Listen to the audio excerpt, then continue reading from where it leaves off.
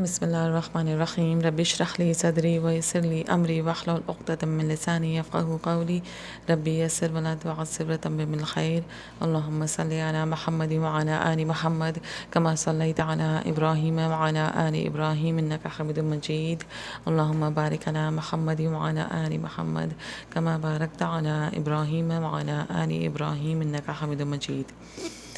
ہم نبی صلی اللہ علیہ وسلم کی بشارتوں کے بارے میں پڑھ رہے تھے، اسی کو ہم کنٹینیو کرتے ہیں۔ یہودی عالم زید بن سعنہ کی تصدیق۔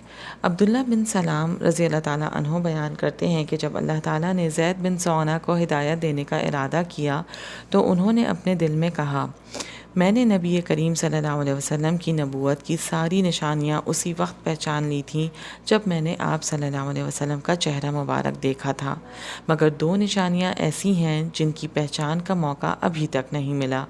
پہلی یہ کہ کیا آپ صلی اللہ علیہ وسلم کا حلم آپ کے غضب سے بڑھا ہوا ہے، دوم یہ کہ کیا دوسروں کا انتہائی جاہلانہ رویہ آپ کے حلم اور بردباری میں مزید اضافے کا باعث بنتا ہے۔ زید بن سعنہ رضی اللہ تعالیٰ عنہ نے بتایا، میں محمد صلی اللہ علیہ وسلم سے بڑی نرمی سے پیش آتا تھا تاکہ میں آپ سے میل جول رکھ کر آپ کے حلم اور غصے کو جانچ پرکھ لوں۔ ایک دن رسول اللہ صلی اللہ علیہ وسلم گھر سے نکلے، آپ کے ساتھ علی رضی اللہ تعالیٰ عنہ بھی تھے۔ ایک بدھو-نما آدمی اپنی سواری پر آپ کے پاس آیا اور کہنے لگا، اے اللہ کے رسول، بنو فلاں کی بستی کے لوگ دائرہ اسلام میں داخل ہو گئے ہیں۔ میں نے انہیں بتایا تھا کہ اگر تم اسلام قبول کر لو تو اللہ تعالیٰ تمہیں وافر رزق عطا فرمائے گا۔ اب وہ قحط، سختی اور خشک سالی کی زد میں ہیں۔ اللہ کے رسول، مجھے ڈر ہے مبادا وہ لالچ کرتے ہوئے اسلام سے اسی طرح نکل جائیں جس طرح وہ طمع کے مارے اس میں داخل ہوئے تھے۔ اگر آپ مناسب سمجھیں تو ان کی امداد کی خاطر ان لوگوں کو کوئی چیز بھیج دیں، یہ اقدام بہتر ہوگا۔ رسول اللہ صلی اللہ علیہ وسلم نے سوالیہ نظروں سے ایک شخص علی رضی اللہ تعالیٰ عنہ کی طرف دیکھا تو انہوں نے کہا، اے اللہ کے رسول، اس مال میں سے کچھ باقی نہیں بچا۔ زید بن سعنہ کہتے ہیں، میں تو موقع کی طاق میں بیٹھا تھا، میں کھسک کر آپ صلی اللہ علیہ وسلم کے قریب ہو گیا اور کہا، اے محمد، کیا آپ میرے ہاتھ اتنی مدت کے لیے بنو فلاں کے باغ میں سے معلوم مقدار میں کھجوریں فروخت کرنا چاہتے ہیں؟ آپ صلی اللہ علیہ وسلم نے فرمایا، اے یہودی، نہیں، البتہ میں تیرے ہاتھ اتنی مدت تک کے لیے معلومہ کھجوریں بیچوں گا اور بنو فلاں کے باغ کا نام نہیں لوں گا۔ میں نے کہا، ٹھیک ہے، آپ نے میرے ساتھ سودا طے کر لیا۔ میں نے اپنی تھیلی کھولی اور طے شدہ مدت کے لیے معلومہ کھجوریں کے بدلے میں سونے کے 80 مسقال دے دیے۔ مسقال ایک ناپنے کا پیمانہ ہے جو کہ 4.2 گرام سونے کے برابر ہوتا ہے۔ نبی کریم صلی اللہ علیہ وسلم نے وہ مسقال اس شخص کو دے دیے اور فرمایا، یہ رقم جلدی سے انہیں پہنچا دو اور اس کے ذریعے سے ان کی مدد کرو۔ زید بن سعنہ کہتے ہیں کہ ابھی معینہ مدت کے ختم ہونے میں 2-3 دن کی مہلت باقی تھی۔ اس وقت رسول اللہ صلی اللہ علیہ وسلم کسی انصاری کے جنازے میں تشریف لے گئے۔ آپ کے ساتھ ابو بکر، عمر، عثمان اور دیگر صحابہ کرام رضی اللہ تعالیٰ عنہم بھی تھے۔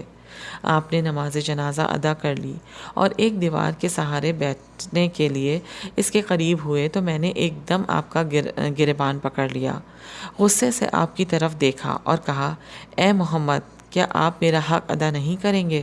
اللہ کی قسم، اے بنو عبد المطلب، مجھے تو تم لوگ ٹال مٹول کرنے والے معلوم ہوتے ہو، مجھے تمہارے لین دین کا پہلے ہی علم تھا۔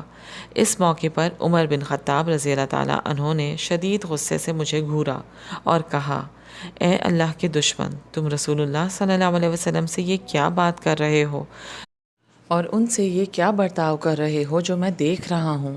اس ذات کی قسم جس نے آپ صلی اللہ علیہ وسلم کو حق کے ساتھ مبعوث کیا ہے، اگر مجھے اپنے وار کے خطا ہو جانے کا اندیشہ نہ ہوتا تو میں اپنی تلوار سے تمہارا سر قلم کر دیتا۔ اس وقت رسول اللہ صلی اللہ علیہ وسلم انتہائی اطمینان اور سکون سے تشریف فرما تھے اور عمر رضی اللہ تعالیٰ عنہ کی طرف مسکرا کر دیکھ رہے تھے۔ آپ صلی اللہ علیہ وسلم نے فرمایا، اے عمر، میں اور یہ شخص دونوں تمہاری طرف سے اس سے مختلف رد عمل کے مستحق تھے، یعنی تم مجھے حسن ادا کی تلقین کرتے اور اسے طریقہ طلب کا بہتر انداز اختیار کرنے کا حکم دیتے۔ اے عمر جاؤ، اس کا حق ادا کرو اور اپنی طرف سے اسے ڈرانے یا دھمکانے کی تلافی کے طور پر 20 ساع زیادہ ادا کرو۔ زید بن سعونہ رضی اللہ تعالیٰ عنہ کہتے ہیں کہ عمر رضی اللہ تعالیٰ عنہ مجھے اپنے ساتھ لے گئے اور میرا حق ادا کر دیا۔ مزید برآں انہوں نے مجھے 20 ساع اضافی کھجوریں بھی دیں۔ میں نے پوچھا یہ اضافہ کس لیے ہے؟ وہ کہنے لگے اس لیے کہ رسول اللہ صلی اللہ علیہ وسلم نے مجھے حکم دیا تھا کہ میں نے جو تمہیں ڈرایا دھمکایا ہے اس کے بدلے میں تمہیں 20 ساع اضافی کھجوریں بھی دوں۔ میں نے پوچھا اے عمر کیا تم مجھے پہچانتے ہو؟ وہ بولے نہیں، میں نہیں جانتا کہ تم کون ہو۔ میں نے بتایا میں زید بن سعونہ ہوں۔ انہوں نے پوچھا یہودیوں کا عالم؟ میں نے کہا جی ہاں۔ عمر رضی اللہ تعالیٰ عنہ نے جھٹ پوچھا پھر تمہیں کس چیز نے اکسایا کہ تم رسول اللہ صلی اللہ علیہ وسلم سے وہ کہو جو تم نے کہا اور ان کے ساتھ وہ جارحانہ برتاؤ کرو جو تم نے کیا؟ میں نے کہا اے عمر جب میں نے رسول اللہ صلی اللہ علیہ وسلم کو دیکھا تھا تو آپ صلی اللہ علیہ وسلم کے چہرے مبارک میں نبوت کی ساری علامتیں پہچان لی تھیں، مگر میں ابھی تک 2 نشانیوں کا کھوج نہیں لگا سکا تھا، یعنی آپ کا حلم آپ کے غضب سے بڑھا ہوا ہے اور دوسروں کا انتہائی گھٹیا جاہلانہ رویہ آپ کے حلم میں مزید اضافہ کر دیتا ہے۔ اب میں نے یہ دونوں نشانیاں بھی خوب اچھی طرح جانچ پرکھ کر دیکھ لی ہیں۔ اے عمر میں تمہیں گواہ بناتا ہوں اور اعلان کرتا ہوں میں اللہ کے رب ہونے، اسلام کے دین ہونے اور محمد صلی اللہ علیہ وسلم کے نبی ہونے پر راضی ہوں۔ میں اپنے علاقے میں سب سے زیادہ مالدار ہوں۔ میں تمہیں گواہ بنا کر کہتا ہوں کہ میرا آدھا مال امت محمد کے لیے صدقہ ہے۔ عمر رضی اللہ تعالیٰ عنہ کہنے لگے تمہارا مال سب کے لیے کفایت نہیں کرے گا، اس لیے یہ کہو کہ میرا مال امت کے بعض افراد کے لیے صدقہ ہے۔ میں نے کہا ٹھیک ہے۔ پھر حضرت عمر اور زید بن سعونہ رضی اللہ تعالیٰ عنہما رسول اللہ صلی اللہ علیہ وسلم کی خدمت میں حاضر ہوئے۔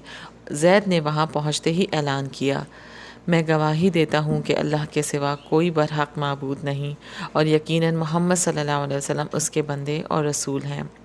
زید بن سعونہ رضی اللہ تعالیٰ عنہ آپ پر ایمان لے آئے۔ انہوں نے آپ کی تصدیق اور پیروی کی اور رسول اللہ صلی اللہ علیہ وسلم کے ساتھ بہت سے غزوات میں شریک ہوئے۔ یہودی عالم مخیریق کا ایثار۔ مخیریق یہودیوں کے بہت بڑے عالم اور بہت مالدار آدمی تھے۔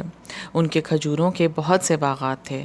وہ رسول اللہ صلی اللہ علیہ وسلم کو آپ کی ان صفات کے ذریعے سے پہچانتے تھے جو ان کے علم میں تھیں، مگر ان پر اپنے دین کی محبت غالب آ گئی۔ وہ یہودیت ہی پر قائم رہے، یہاں تک کہ جب احد کا دن آیا تو یہ سبت یعنی ہفتے کا دن تھا۔ وہ یہودیوں سے مخاطب ہو کر کہنے لگے اے یہودیوں کی جماعت، تم جانتے ہو کہ محمد صلی اللہ علیہ وسلم کی مدد کرنا تم پر لازم ہے۔ یہودی کہنے لگے آج تو یوم سبت ہفتہ ہے۔ مخیریق نے کہا آج کے بعد کوئی سبت نہیں۔ پھر انہوں نے اپنے ہتھیار اٹھائے اور نکل پڑے، یہاں تک کہ رسول اللہ صلی اللہ علیہ وسلم اور آپ کے صحابہ کے پاس میدان احد میں آ گئے۔ یہاں پر میں آپ کو بتاتی چلوں، یہاں پہ جو سبت کا ذکر ہے اور اس نے خاص طور سے اس سبت کے دن کے حوالے سے تاکید کی یہودیوں کو، وہ بیسیکلی اس کا بیک گراؤنڈ یہ ہے کہ آپ لوگوں میں سے بہت سے لوگوں کو پتہ ہوگا کہ سبت کے دن اللہ تعالیٰ نے مچھلیاں پکڑنے سے یہودیوں کو منع کیا تھا، اور لیکن اس کی نافرمانی ہوئی تھی۔ اللہ تعالیٰ کے اس حکم کی نافرمانی کرنے کی وجہ سے عذاب آیا تھا، تو اس کے بعد سے انہوں نے سبت کے دن یعنی ہفتے کے دن کسی بھی قسم کے کام کے لیے ممانعت رکھی ہوئی تھی اپنے دین میں۔ تو اس وجہ سے وہ عالم اس عالم نے بالخصوص سبت کے دن جو غزوہ احد ہے وہ پڑھ رہی تھی، اس وجہ سے بالخصوص تاکید کی یہودیوں کی جماعت کو۔ مخیریق نے اپنے پیچھے موجود اپنی قوم کے لوگوں کو یہ وصیت کی اگر میں اس دن قتل ہو جاؤں تو میرا مال محمد صلی اللہ علیہ وسلم کے لیے ہوگا، وہ اللہ تعالیٰ کے حکم کے مطابق اسے جس طرح چاہیں خرچ کریں۔ لڑائی شروع ہوئی تو مخیریق نے بھی لڑائی میں بھرپور شرکت کی، بالآخر قتل ہو گئے۔ رسول اللہ صلی اللہ علیہ وسلم فرمایا کرتے تھے یہودیوں میں سے بہترین آدمی تھا مخیریق۔ پھر آپ نے ان کی آرزو کے مطابق ان کا مال اپنی نگرانی میں لے لیا۔ مدینے میں رسول صلی اللہ علیہ وسلم کے عام صدقات و خیرات اسی مال سے ادا ہوتے تھے۔ سردار یہود حیی بن اخطب کی تصدیق اور حسد۔ ام المومنین صفیہ رضی اللہ تعالیٰ عنہا کا تعلق یہودیوں کے نامور قبیلے بنو نذیر سے تھا۔ وہ قبیلے کے سردار حیی کی صاحبزادی تھیں۔ آپ بیان کرتی ہیں کہ میں اپنے والد کی بڑی لاڈلی اور چچا ابو یاسر کی بہت چہیتی تھی۔ میں جب بھی اپنے والد اور اپنے چچا کے بچوں کے ساتھ ان سے ملتی تو وہ سب بچوں کو چھوڑ کر مجھی کو گود میں اٹھا لیتے تھے۔ جب رسول اللہ صلی اللہ علیہ وسلم مدینہ تشریف لائے اور قباء میں بنو عمرو بن عوف کے ہاں ٹھہرے تو میرے والد حیی بن اخطب اور چچا ابو یاسر بن اخطب صبح سویرے ہی ان کی خدمت میں چلے گئے۔ وہ غروب آفتاب کے وقت واپس آئے۔ صفیہ رضی اللہ تعالیٰ عنہا کہتی ہیں کہ وہ تھکے ماندے تھے، دائیں بائیں ڈول رہے تھے، گرتے پڑتے آ رہے تھے، آہستہ آہستہ قدم اٹھا رہے تھے۔ میں معمول کے مطابق خوشی خوشی لپک کر ان کے پاس گئی، جس طرح پہلے جایا کرتی تھی۔ اللہ کی قسم وہ جس صدمے سے دوچار تھے اس کی وجہ سے ان میں سے کسی نے میری طرف توجہ ہی نہیں دی۔ میں نے اپنے چچا ابو یاسر کو اپنے والد سے یہ کہتے ہوئے سنا، کیا یہ وہی ہیں؟ وہ کہنے لگے، ہاں اللہ کی قسم یہ وہی ہیں۔ چچا نے پوچھا، کیا تم انہیں ان کی علامات سے پہچانتے ہو اور ان کی تصدیق کرتے ہو؟ میرے والد نے کہا، ہاں۔ چچا نے پھر پوچھا، ان کے متعلق تمہارے دل میں کیا بات آتی ہے؟ میرے والد نے جواب دیا، اللہ کی قسم جب تک میں زندہ ہوں میرے دل میں ان کے لیے دشمنی ہی رہے گی۔ ابو نملہ عمار بن معاذ انصاری اوسی رضی اللہ تعالیٰ عنہ بیان کرتے ہیں کہ بنو قریظہ کے یہودی اپنی کتابوں میں رسول اللہ صلی اللہ علیہ وسلم کا تذکرہ پڑھا کرتے تھے۔ وہ اپنے بچوں کو آپ کی صفات، نام اور مدینے کی طرف ہجرت کرنے کے بارے میں بتایا کرتے تھے۔ جب آپ صلی اللہ علیہ وسلم کا ظہور ہوا تو وہ حسد میں مبتلا ہو گئے۔ انہوں نے بغاوت کی اور آپ کی رسالت کا انکار کر دیا۔ یہودی مشرکین عرب کے خلاف محمد صلی اللہ علیہ وسلم کی آمد کا واسطہ دے کر فتح کی دعا مانگتے ہوئے کہا کرتے تھے کہ اے اللہ، اس نبی کو اب مبعوث فرما دے جن کے بارے میں ہم اپنے ہاں لکھا ہوا پاتے ہیں، تاکہ وہ مشرکوں کو ان کی حرکات کا مزہ چکھائیں اور انہیں قتل کر دیں۔ مگر جب اللہ تعالیٰ نے حضرت محمد صلی اللہ علیہ وسلم کو مبعوث فرمایا اور یہودیوں نے دیکھا کہ آپ کا تعلق ان کے طبقے سے نہیں ہے تو انہوں نے عربوں سے حسد کرتے ہوئے آپ کے ساتھ کفر کیا، حالانکہ وہ جانتے تھے کہ آپ اللہ کے رسول ہیں۔ اسی کا ذکر کرتے ہوئے اللہ تعالیٰ فرماتے ہیں، پھر جب ان کے پاس وہ ہستی آ پہنچی جسے انہوں نے پہچان لیا تو انہوں نے اس کا انکار کر دیا، لہٰذا کافروں پر اللہ کی لعنت ہے۔ یہودی عالم عبداللہ بن سوریہ کی تصدیق۔ سیدنا ابو ہریرہ رضی اللہ تعالیٰ عنہ بیان کرتے ہیں کہ ایک مرتبہ رسول اللہ صلی اللہ علیہ وسلم مدینہ میں یہودیوں کے بیت المدارس یعنی سیناگوگ میں گئے۔ آپ نے فرمایا، اخرجوا الی اعلمکم، تم اپنے سب سے بڑے عالم کو میرے ساتھ بھیجو، میرے پاس لاؤ۔ وہ کہنے لگے، ہمارے سب سے بڑے عالم عبداللہ بن سوریہ ہیں۔ رسول اللہ صلی اللہ علیہ وسلم اس سے تنہائی میں ملے۔ آپ نے اس کے دین کا اور جو اللہ تعالیٰ نے ان یہودیوں پر انعامات کیے انہیں من و سلوہ کھلایا اور ان پر بادلوں کا سایہ کیا، ان کا حوالہ دے کر پوچھا، کیا تم جانتے ہو میں اللہ کا رسول ہوں؟ وہ کہنے لگے، جی ہاں، اللہ گواہ ہے اور اس میں ہرگز کوئی شک نہیں کہ جو میں پہچانتا ہوں اسے باقی یہودی بھی پہچانتے ہیں۔ بلا شبہ تورات میں آپ کی صفات اور علامات بہت واضح طور پر موجود ہیں، لیکن انہوں نے آپ سے حسد کیا ہے، اسی لیے یہ لوگ آپ کو رسول تسلیم نہیں کر رہے۔ نبی کریم صلی اللہ علیہ وسلم نے پوچھا، پھر تمہارے لیے قبول حق میں کیا رکاوٹ ہے؟ وہ کہنے لگے، میں اپنی قوم کی مخالفت سے ڈرتا ہوں، ہو سکتا ہے کہ یہ لوگ آپ کی پیروی کرتے ہوئے مسلمان ہو جائیں، پھر میں بھی مسلمان ہو جاؤں گا۔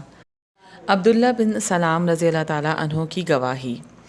حضرت انس رضی اللہ تعالیٰ عنہ بیان کرتے ہیں کہ سیدنا عبداللہ بن سلام رضی اللہ تعالیٰ عنہ کو رسول کریم صلی اللہ علیہ وسلم کے مدینہ تشریف لانے کی خبر ملی تو وہ آپ کی خدمت میں حاضر ہوئے اور کہا، میں آپ سے 3 چیزوں کے بارے میں پوچھوں گا کیونکہ انہیں نبی کے سوا اور کوئی نہیں جانتا۔ نمبر 1، قیامت کی سب سے پہلی علامت کیا ہے؟ نمبر 2، وہ کون سا کھانا ہے جو جنتیوں کو سب سے پہلے پیش کیا جائے گا؟ نمبر 3، کس چیز کی وجہ سے بچہ اپنے باپ سے مشابہ ہوتا ہے اور کس چیز کی وجہ سے وہ اپنے ماموؤں کے مشابہ ہوتا ہے؟ رسول اللہ صلی اللہ علیہ وسلم نے فرمایا، قیامت کی سب سے پہلی علامت ایک آگ ہوگی جو لوگوں کو مشرق سے مغرب کی طرف اکٹھا کر دے گی۔ سب سے پہلا کھانا جو اہل جنت کی ضیافت کے لیے پیش کیا جائے گا وہ مچھلی کی کلیجی سے لگا اضافی ٹکڑا ہوگا۔ جہاں تک بچے کی مشابہت کا تعلق ہے، جب مرد عورت سے صحبت کرتا ہے اس وقت مرد کا پانی عورت سے سبقت لے جائے تو مرد کے ساتھ بچے کی مشابہت ہوتی ہے، اور جب عورت کا پانی سبقت لے جائے تو بچے کی مشابہت عورت کے ساتھ ہوتی ہے۔ یہ سن کر عبداللہ بن سلام رضی اللہ تعالیٰ عنہ فوراً بول اٹھے، میں گواہی دیتا ہوں کہ آپ اللہ کے رسول ہیں۔ پھر انہوں نے عرض کی، اے اللہ کے رسول، یہودی انتہائی بہتان طراز قوم ہے۔ اگر آپ کے پوچھنے سے پہلے ہی انہیں میرے بارے میں یہ پتہ چل گیا کہ میں نے اسلام قبول کر لیا ہے تو وہ آپ کے سامنے ہی مجھ پر طرح طرح کی تہمتیں دھرنی شروع کر دیں گے۔ چنانچہ کچھ یہودی آئے تو حضرت عبداللہ بن سلام رضی اللہ تعالیٰ عنہ ان کی نظروں سے بچنے کے لیے گھر میں داخل ہو کر چھپ گئے۔ رسول اللہ صلی اللہ علیہ وسلم نے ان لوگوں سے دریافت فرمایا، تم لوگوں میں عبداللہ بن سلام کیسے آدمی ہیں؟ یہودی کہنے لگے، وہ ہم میں سب سے بڑے عالم ہیں اور سب سے بڑے عالم کے بیٹے ہیں۔ وہ ہم میں سب سے بہتر ہیں اور سب سے بہتر کے صاحبزادے ہیں۔ رسول اللہ صلی اللہ علیہ وسلم نے پوچھا، مجھے بتاؤ، اگر عبداللہ بن سلام مسلمان ہو جائیں تو کیا تم مسلمان ہو جاؤ گے؟ وہ کہنے لگے، اللہ تعالیٰ انہیں اس سے محفوظ رکھے۔ اتنے میں عبداللہ بن سلام رضی اللہ تعالیٰ عنہ باہر تشریف لے آئے اور کہا، میں گواہی دیتا ہوں کہ اللہ کے سوا کوئی برحق معبود نہیں، اور میں گواہی دیتا ہوں کہ محمد صلی اللہ علیہ وسلم اللہ کے رسول ہیں۔ یہ سن کر وہ سب ان کے بارے میں کہنے لگے کہ یہ ہم میں سے بدترین آدمی ہے اور سب سے بدتر شخص کا بیٹا ہے۔ پھر وہ ان کی برائی کرنے لگے۔ قیصر روم ہرقل کی تصدیق۔ حضرت عبداللہ بن عباس رضی اللہ تعالیٰ عنہما بیان کرتے ہیں کہ ابو سفیان بن حرب رضی اللہ تعالیٰ عنہ نے انہیں بتایا کہ وہ قریش کے ایک تجارتی قافلے کے ساتھ شام گئے ہوئے تھے۔ یہ وہ مدت تھی جس میں رسول اللہ صلی اللہ علیہ وسلم نے ابو سفیان اور کفار قریش سے وقتی عہد کیا ہوا تھا۔ یہ صلح حدیبیہ سن 6 ہجری کے بعد کا واقعہ ہے۔ ہرقل نے انہیں ان کے ساتھیوں سمیت اپنے دربار میں طلب کیا۔ یہ لوگ بیت المقدس میں اس کے پاس حاضر ہوئے۔ اس وقت اس کے آس پاس روم کے رؤسا بیٹھے ہوئے تھے۔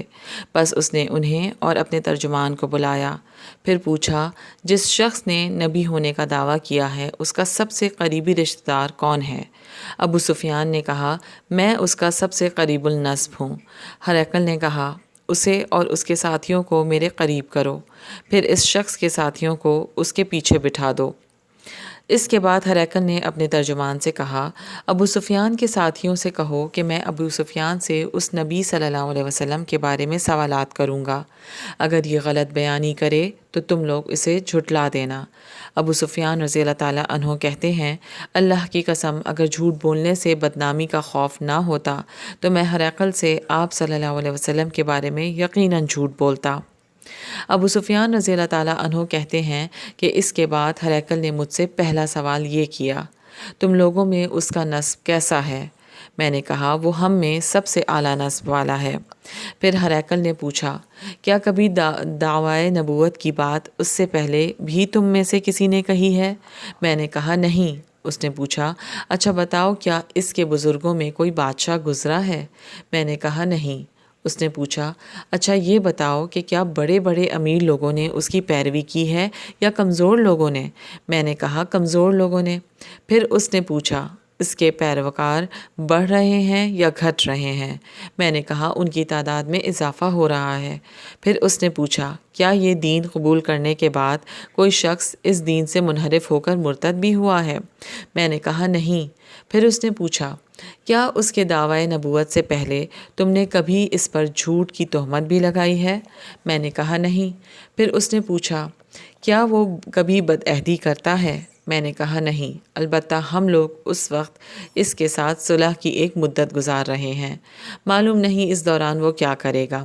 ابو سفیان کہتے ہیں کہ اس فقرے کے سوا مجھے اپنے جوابات میں اپنی طرف سے کوئی بات جڑ دینے کا موقع ہی نہیں ملا۔ پھر ہرقل نے پوچھا، کیا تم لوگوں نے کبھی اس سے جنگ لڑی ہے؟ میں نے کہا جی ہاں۔ اس نے پوچھا تمہاری اور اس کی جنگ کیسی رہی؟ میں نے کہا جنگ ہم دونوں فریقوں کے مابین برابر کی چوٹ ہے، کبھی وہ ہمیں ذک پہنچاتا ہے، کبھی ہم اسے نقصان سے دوچار کر دیتے ہیں۔ پھر اس نے دریافت کیا، وہ تمہیں کن باتوں کا حکم دیتا ہے؟ میں نے کہا وہ کہتا ہے صرف ایک اللہ کی عبادت کرو، اس کے ساتھ کسی کو شریک نہ ٹھہراؤ، جن بتوں کی تمہارے باپ دادا عبادت کرتے تھے انہیں چھوڑ دو۔ وہ ہمیں نماز قائم کرنے، سچ بولنے، پاک دامنی اختیار کرنے اور قرابت داروں کے ساتھ حسن سلوک کا حکم دیتا ہے۔ اس کے بعد ہرقل نے اپنے ترجمان سے کہا، ان لوگوں کو بتا دو میں نے تم سے اس شخص نبی صلی اللہ علیہ وسلم کے نسب سے متعلق پوچھا تو تم نے بتایا کہ وہ تم میں اعلیٰ نسب والا ہے، چنانچہ دستور یہی ہے کہ انبیاء علیہم السلام قوم کے اونچے نسب ہی میں سے بھیجے جاتے ہیں۔ میں نے پوچھا کہ کیا تم میں سے کسی نے پہلے بھی نبوت کا دعویٰ کیا؟ تو تم نے جواب دیا نہیں۔ اگر یہ بات اس سے پہلے کسی اور نے کہی ہوتی تو میں سمجھتا کہ یہ شخص ایک ایسی بات کی نقالی کر رہا ہے جو اس سے پہلے بھی کہی جا چکی ہے۔ میں نے پوچھا کہ کیا اس کے آباء و اجداد میں سے کوئی بادشاہ گزرا ہے؟ تم نے کہا نہیں۔ اگر اس کے آباء و اجداد میں کوئی بادشاہ گزرا ہوتا تو میں کہتا کہ وہ اپنی آبائی بادشاہت حاصل کرنا چاہتا ہے۔ پھر میں نے تم سے پوچھا کیا تم نے اس کے دعویٰ نبوت سے پہلے کبھی اس پر جھوٹ بولنے کا الزام بھی لگایا ہے؟ تم نے اعتراف کیا کہ نہیں۔ بس میں خوب جانتا ہوں کہ جو لوگوں کے بارے میں جھوٹ نہیں بولتا بھلا وہ اللہ تعالیٰ کے بارے میں کیسے جھوٹ بولے گا؟ پھر میں نے پوچھا کہ قوم کے بڑے بڑے لوگ اس کی پیروی کر رہے ہیں یا کمزور لوگ؟ تو تم نے بتایا کمزور لوگ اس کی پیروی کرتے ہیں۔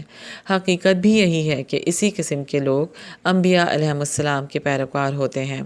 میں نے پوچھا کہ وہ بڑھ رہے ہیں یا گھٹ رہے ہیں؟ تم نے بتایا کہ ان کی تعداد میں مسلسل اضافہ ہو رہا ہے۔ در حقیقت ایمان کی یہی رفتار ہوتی ہے، یہاں تک کہ وہ پایۂ تکمیل کو پہنچ جاتا ہے۔ پھر میں نے پوچھا کہ کیا دین میں داخل ہونے کے بعد کوئی شخص منحرف ہو کر مرتد بھی ہوا ہے؟ تم نے کہا نہیں، ایمان کا یہی حال ہے، جب اس کی چاشنی دل میں اتر جاتی ہے تو پھر نہیں نکلتی۔ پھر میں نے پوچھا کیا وہ دھوکہ دیتا ہے؟ تم نے بتایا وہ دھوکہ نہیں دیتا، رسول ایسے ہی ہوتے ہیں، وہ کبھی دھوکہ نہیں دیتے۔ پھر میں نے پوچھا کہ وہ تمہیں کس چیز کا حکم دیتا ہے؟ تم نے بتایا وہ تمہیں حکم دیتا ہے کہ ایک اللہ کی عبادت کرو، کسی چیز کو اس کے ساتھ شریک نہ ٹھہراؤ۔ وہ تمہیں بت پرستی سے منع کرتا ہے اور تمہیں نماز پڑھنے، سچ بولنے، صلہ رحمی کرنے اور پاک دامن رہنے کا حکم دیتا ہے۔ جو کچھ تم نے بتایا ہے اگر وہ صحیح ہے تو جان لو یہ شخص بہت جلد اس جگہ کا مالک ہوگا جہاں اس وقت میرے یہ دونوں قدم ہیں۔ میں پہلے ہی جانتا تھا کہ یہ نبی آنے والا ہے، لیکن مجھے یہ معلوم نہ تھا کہ وہ تم میں سے ہوگا۔ اگر مجھے یقین ہوتا کہ میں اس کے پاس پہنچ سکوں گا تو اس سے ملاقات کے لیے ضرور جاتا، اگر میں اس کے پاس ہوتا تو اس کے قدم دھوتا۔ اس کے بعد ہرقل نے رسول اللہ صلی اللہ علیہ وسلم کا وہ نامہ مبارک منگوایا جو آپ نے وحیہ کلبی رضی اللہ تعالیٰ عنہ کے ہاتھ حاکم بصرہ کے پاس بھیجا تھا، اور انہوں نے وہ خط ہرقل کو پہنچا دیا تھا۔ ہرقل نے اسے پڑھا۔ اس میں لکھا تھا، ترجمہ: اللہ کے نام کے ساتھ جو بڑا مہربان نہایت رحم والا ہے۔ اللہ کے بندے اور اس کے رسول محمد صلی اللہ علیہ وسلم کی طرف سے قیصر روم ہرقل کے نام، اس شخص پر سلامتی ہو جو ہدایت کی پیروی کرے۔ میں تمہیں اسلام کی طرف دعوت دیتا ہوں، مسلمان ہو جاؤ، سلامتی نصیب ہوگی، اللہ تعالیٰ تمہیں دگنا اجر دے گا۔ اگر تم یہ بات نہیں مانو گے تو تم پر تمہاری رعایا کا گناہ بھی ہوگا، اور اے اہل کتاب، ایسی بات کی طرف آؤ جو ہمارے اور تمہارے درمیان یکساں ہے، یہ کہ ہم اللہ کے سوا کسی کی عبادت نہ کریں اور اس کے ساتھ کسی کو شریک نہ ٹھہرائیں، یہ کہ ہم میں سے کوئی اللہ کے سوا کسی کو رب نہ بنائے۔ پھر اگر وہ منہ موڑیں تو تم کہہ دو، اس بات کے گواہ رہو کہ بے شک ہم اللہ کے فرمانبردار ہیں۔ ابو سفیان رضی اللہ تعالیٰ عنہ نے کہا، ہرقل جو کہنا چاہتا تھا کہہ چکا، اور خط پڑھ کر فارغ ہوا تو وہاں بہت سی آوازیں بلند ہوئیں۔ شور مچ گیا اور ہمیں دربار سے باہر نکال دیا گیا۔ میں نے باہر آ کر اپنے ساتھیوں سے کہا، ابو کبشہ کے بیٹے محمد صلی اللہ علیہ وسلم کا معاملہ بہت زور پکڑ گیا ہے، اس سے تو رومیوں کا بادشاہ بھی ڈر رہا ہے۔ اس دن کے بعد مجھے برابر یقین رہا کہ رسول اللہ صلی اللہ علیہ وسلم کا دین غالب آ کر رہے گا، یہاں تک کہ اللہ تعالیٰ نے مجھے بھی مشرف با اسلام کر دیا۔ وآخر دعوانا عن الحمد لله رب العالمين ربنا تقبل منا إنك أنت السميع العليم وتب علينا إنك أنت التواب الرحيم اللهم صل على محمد وعلى آل محمد كما صليت على إبراهيم وعلى آل إبراهيم إنك حميد مجيد اللهم بارك على محمد وعلى آل محمد كما باركت على إبراهيم وعلى آل إبراهيم إنك حميد مجيد۔ السلام علیکم ورحمۃ اللہ وبرکاتہ۔